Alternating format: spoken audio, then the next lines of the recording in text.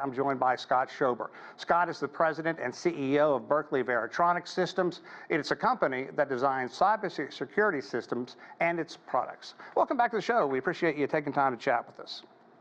Yeah, great to be back with you. Let's talk about today's keynote, Microsoft Build. It was all about Copilot and how AI is helping developers streamline their work. Now, what's your take on the announcement today? There's so much competition out there and everyone's trying to get a leg up at this point. Yeah, good point. And you're right. There's a lot of tech giants that are putting a lot of money and a lot of investment out there, especially in the realm of AI. And Microsoft is no different, and they're doing a great job with it. I mean, look at the size of Microsoft, first of all, $3.2 trillion market cap. And really their secret sauce is tying it in with their Azure cloud. Their cloud business is booming. It's probably about $300 billion a year they're generating. So they're closely tying that and matching that in with their AI initiatives, and in this particular case with Team Copilot.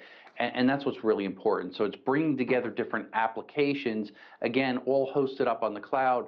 And the reason for that is the cloud right now is really the dominant force that can allow the processing to do all these amazing AI things. And especially as it ties in with, we hear the advances of ChatGPT 4.0. Again, Microsoft's got almost 50% ownership in that and a stake in that. So they're very closely aligned with those initiatives, which is going to allow them to really remain to be a leader over the likes of a Facebook, Meta, or Apple, or Google, or other companies. Yeah, and while this huge meeting is going on halfway across the world leaders, industry experts taking part in AI virtually in Seoul, Korea, your takeaway from that summit in relation to ongoing safety concerns. And I bring this up because I think it was just last week we had someone from the industry on, and one of the first questions I asked was on safety moving forward, and before I could even finish, safety is our primary concern.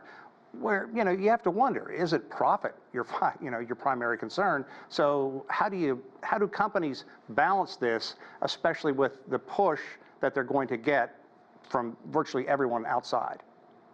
Yeah, you make a brilliant point.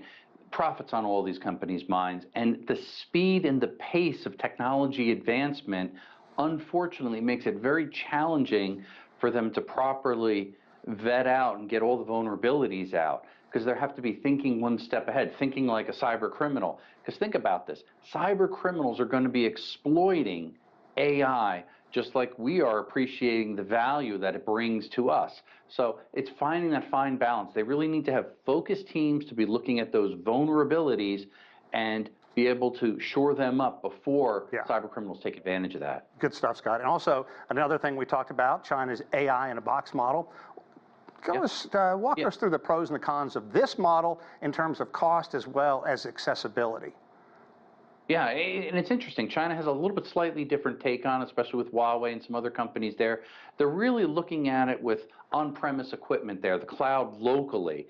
And again, it's opposite of what Microsoft is doing, because right now the desktop computers and stuff, they don't necessarily have the processing gain to be able to handle it where they can handle it in the cloud. So it's kind of a business initiative based upon what they have really their expertise at. In the long run, I think it's going to be tough what Huawei and other companies are doing in China.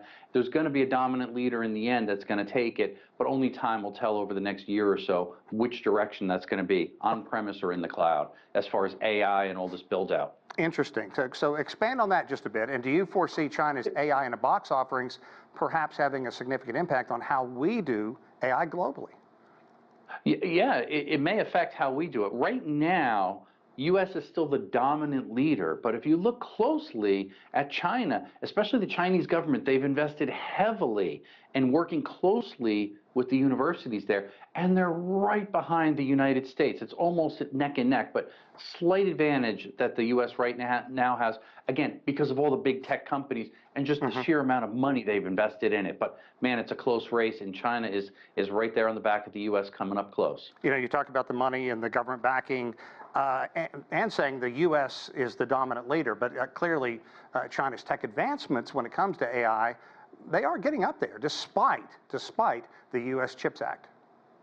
Yeah, absolutely. And in fact, even if you look at the Biden administration, they've taken note of that, and now they're trying to support and heavily fund some of these large AI initiatives with universities behind it, following the pattern that what a lot of the things that are successful in China. So it is like I said, a neck and neck race.